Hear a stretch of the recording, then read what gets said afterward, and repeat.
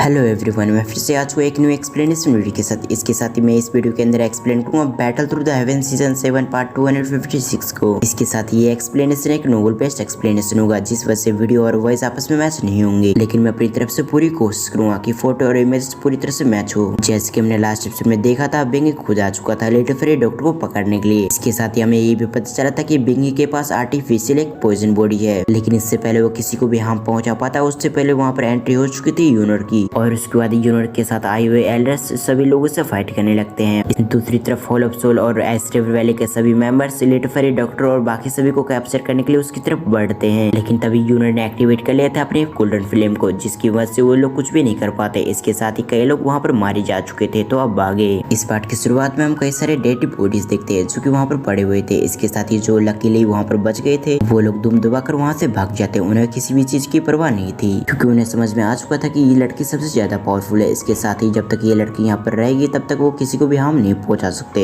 दूसरी तरफ टियान जुंजे यूनर की तरफ देखते हुए अपने मन में कहते आखिर ये लड़की है कौन, और इसके साथ ही सावन के साथ इसका क्या रिलेशनशिप है। इस लड़की और बाकी सभी इसके साथ आए हुए व्यक्ति को पावर को देखते हुए मैं इसको बता सकता हूँ कि ये लड़की बहुत ज्यादा स्ट्रॉन्ग है। ये सब सोचते वो ध्यान से यूनर को एग्जामिन कर रहे थे। इसके साथ ही वो अपने मन में कहता है ठीक है, अभी ये पता लगाना जरूरी नहीं है कि ये लड़की है कौन, अभी सबसे इम्पोर्टेंट है कि ये लड़की हमारी मदद कर रही है, ये बहुत ज्यादा बड़ी बात है। अभी के समय हमें ऐसी किसी सपोर्ट की जरूरत थी। ये सब सोचते हुए ध्यान से यूनर का एग्जामिन करने लगते हैं। सीन शिफ्ट होकर फिर से लिटिल फेरी डॉक्टर को देखते हैं जो कि जानबूझ के राख हो गई थी। इसके साथ ही वो अपने मन में कहती है आखिर ये लड़की है कौन, लेकिन कुछ समय के अंदर उसे एहसास हो गया था कि ये और कोई नहीं बल्कि यूनर है, जिसके बारे में सावन उससे अक्सर बताया करता था कि वो एक लड़की है जो कि उससे काफी प्यार करती है। ये सब सोचते हुए उससे काफी जलन हो रही थी यूनर से, लेकिन अभी की सिचुएशन भापते हुए उससे कुछ भी नहीं कहती। इसके साथ ही वो अपने मन में कहती है ये लड़की बहुत ज्यादा पावरफुल है, मैंने एक्सपेक्ट नहीं किया था कि ये लड़की इतनी पावरफुल होगी। यह सावन जिसकी बात करता था वो इतनी पावरफुल भी हो सकती है। ये सब सोचते हुए वो अपना मुंह फेर लेती है। फिर से इन शिफ्ट होकर फिर से सावन पे आ गया, जो कि अभी के समय काफी हैरान था। उसने एक्सपेक्ट नहीं किया था कि इन कुछ साल के अंदर यूनर इतनी पावरफुल हो जाएगी।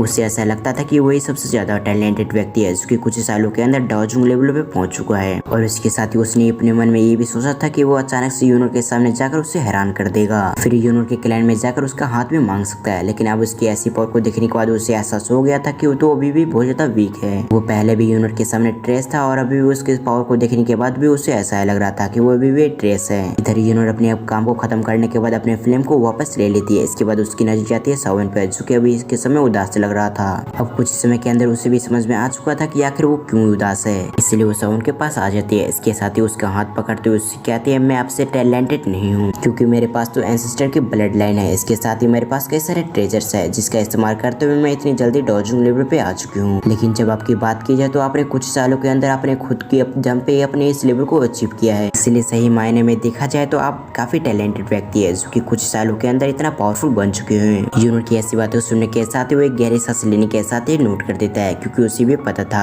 अब जैसे साइवन के चेहरे से उदासी गई थी उसी समय यूनर के चेहरे पे स्माइल आ चुकी थी। इसके साथ ही वो कहती है ये हुई नहीं बात, आप इस स्माइल को अपने चेहरे पे हमेशा लगा के रखें, क्योंकि ये स्माइल आपके चेहरे पे काफी सूट करता है। ये कहने के बाद वो काफी प्यार से सावन की तरफ देखने लग गई थी, और कुछ समय ऐसे देखने के बाद यूनर पीछे पलटते हुए कहती है अब समय आ चुका है कि इस बैरियर को भी ब्रेक कर दिया जाए। ये कहते हुए उसने अपने एनर्जी को सेल्कुलेट किया, जिस वजह से वहाँ पर दुखी से बने हुए कुछ पिलर्स आ गए थे, जिस वजह से वहाँ का फॉर्मेशन टूटने लग गया था, और कुछ समय के अंदर वो फॉर्मेशन टूट जाता है। अब जैसे आइस रिवर वैली की फॉर्मेशन ब्रेक होती है उस समय वहाँ का टेम्परेचर नॉर्मल होने लग गया था। इस वजह से जो वहाँ पर आइस गिर रही थी वो आइस गिरना बंद हो जाती है, और यूनर के इशारा करते वहाँ पर कुछ लोग आ चुके थे जिन्होंने ब्लैक ड्रेस को पहन रखा था। वो आने के साथ ही कहते हैं हमारे लिए क्या आदेश है, जिसपे यूनर कहते हैं जाओ और इन सभी को खत्म कर दो। जो ऑर्डर मिलते वो सभी अपनी जगह से डिसअपीयर हो चुके थे। इसके अगले पल वो सभी उन एल्डर के सामने आ जाते हैं। इसके साथ ही वो खत्म करने लगते हैं उन सभी को।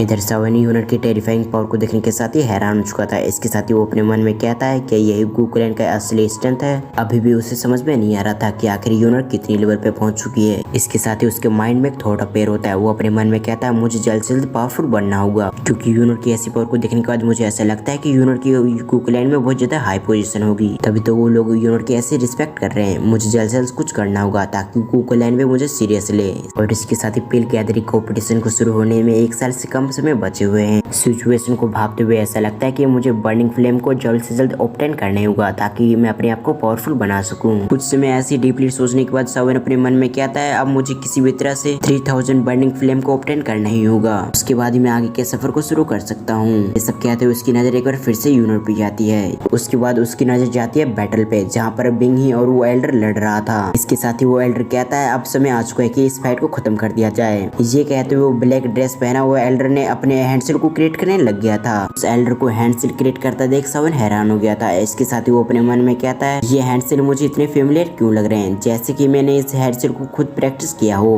तभी वो एल्डर कहता है स्काई बर्निंग सील। अभी आवाज सुनने के साथ ही सावन पूरी तरह से हैरान हो गया था। ये गॉड स्किल की चौथी स्किल थी। इसके साथ ही सावन कहता है ये तो वही है जिससे मैं खुद भी प्रैक्टिस करता हूँ। इधर बिंगी हैरान होते हुए कहता तुम गू क्लैन के एक मेंबर हो, यानी कि ये लड़की भी एक गू क्लैन की मेंबर है। ये कहते हुए वो बहुत ज्यादा हैरान हो चुका था। उसने बिल्कुल भी एक्सपेक्ट नहीं किया था कि जिससे वो लड़ रहा है वो और कोई नहीं बल्कि गू क्लैन से है। अब ये जानने के बाद कि ये लड़की और कोई नहीं बल्कि गू क्लैन की एक मेंबर है, उसकी कुछ भी कहने की हिम्मत नहीं होती। तभी उसे याद आता है आखिर गू क्लैन यानी कि इस लेडी ने कैसे कहा था कि वो आइस रिवर वैली को काफी आसानी से मिटा सकती है। और इसी सीन को दिखाते हुए हमारा ये एपिसोड यहाँ पर एंड होता है।